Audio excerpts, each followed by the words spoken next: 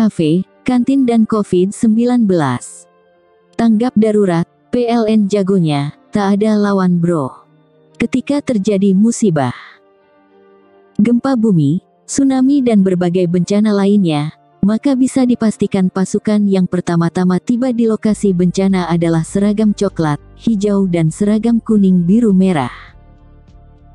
Tanggung jawab sosial, social responsibility, sudah menyatu dalam tubuh perusahaan ini, melekat pada seluruh organ vitalnya, otak, hati, jantung maupun ginjalnya. Mungkin karena sejak lahirnya perusahaan ini memang dirancang untuk mendahulukan kepentingan rakyat. Seperti tercermin pada core bisnis PLN, yaitu program elektrifikasi maupun sistem tarif listriknya. Namun demikian masih sering kita mendengar sebagian kerabat yang masih awam bertanya, mana program CSR PLN? Mungkin yang dimaksud adalah kegiatan PLN Peduli. Ya, namanya juga awam. Sejak lama PLN mempunyai berbagai kegiatan sebagai wujud dari tanggung jawab sosial yang besar, baik pada kegiatan sosial keagamaan maupun olahraga. Mungkin sudah ratusan rumah ibadah yang telah dibangun atas kontribusi PLN, demikian pula olahraga. Sejak puluhan tahun PLN telah membina banyak olahragawan yang berprestasi sampai pada level dunia. Bahkan salah satu klub bulu tangkis terbesar nasional telah menggunakan lahan PLN selama puluhan tahun dan telah menelurkan pebulu tangkis hebat Indonesia. Namun yang kita ketahui hanya nama klub bulu tangkis tersebut, PB Pelita Bakri, Duri Kosambi. Kita tidak pernah mendengar nama gedung bulu tangkis STT PLN Duri Kosambi. Apakah karena core bisnis PLN memang memerlukan tanggung jawab sosial yang sangat besar, sehingga program-program non-core seperti pembinaan olahraga maupun kegiatan sosial lainnya tak perlulah dibesar-besarkan? Berbeda tentunya dengan perusahaan swasta atau perbankan, kegiatan sosialnya penting dihebohkan demi mendongkrak citra perusahaannya. Ketika wabah COVID-19 melanda dunia dan mulai masuk ke tanah air pada awal Maret tahun 2020, sontak membuat kita bak diterjang tsunami, masing-masing seakan hanya mau menyelamatkan diri sendiri. Hampir semua aktivitas seluruh masyarakat terhenti. Jangankan berjumpa dengan teman sejawat maupun sanak saudara, bahkan rumah ibadah yang notabene adalah tempat yang paling disucikan di lockdown.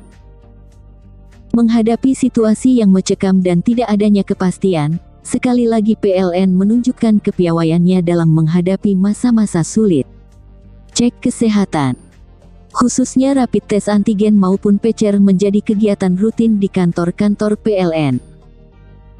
Tujuannya adalah deteksi dini, sehingga apabila ada yang terpapar dapat segera ditindaklanjuti, apakah isoman atau dirujuk ke rumah sakit. Langkah lainnya ruangan tempat yang terpapar tutup sementara. Langkah tersebut memang sudah menjadi standar prokes COVID-19. Penggunaan masker sudah menjadi kebutuhan, bahkan kadang lebih terperhatikan memasang masker di wajah daripada menutup kancing celana, hehehe.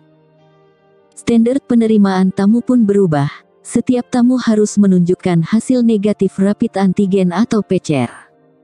Dan tamu diterima di tempat terbuka, minimal di lobi. Mengapa demikian? Konon si C-19 senang berkeliaran di ruangan tertutup dan sangat lincah.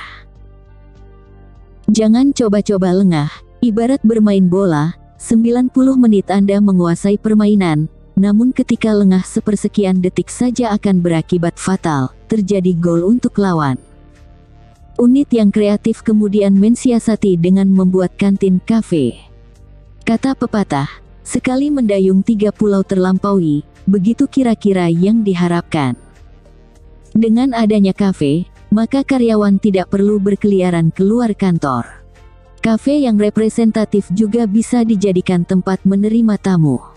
Dibanding lobi, kafe dianggap masih lebih afdol. Bagi milenial yang masih sering nongkrong di cafe, maka kafe kantor dapat dijadikan tempat nongkrong sambil Zoom meeting. Kami telah mengunjungi 3 kafe yang berbeda.